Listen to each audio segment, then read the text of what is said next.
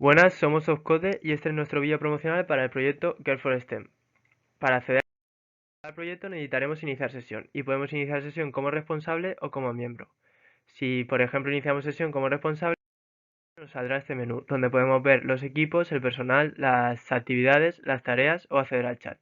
Si pinchamos en equipo nos saldrá una lista con los equipos que hay y podemos tanto crear un nuevo equipo, modificar uno ya creado o eliminarlo.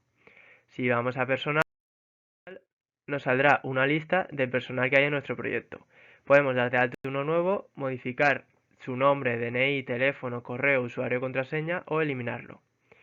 En actividades nos saldrá una lista de actividades con una breve descripción de ellas y sus tareas asignadas. Estas actividades y tareas se pueden añadir como completas.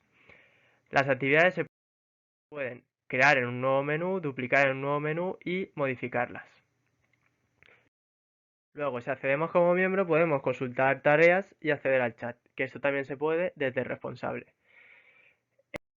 Queremos consultar las tareas, pues nos saldrá este menú, donde sale la lista de tareas pendientes que se pueden poner como completas, poniendo el nombre a la actividad que pertenece y su fecha límite. Y luego el chat. Si accedemos al chat, nos saldrá para seleccionar la lista de actividades que tenemos y cada actividad tendrá su propio chat, para poder enviar y recibir mensajes y poder contactar con otros usuarios. Último, para más información y avance de nuestro proyecto, está en nuestra página de Instagram, softcode_is.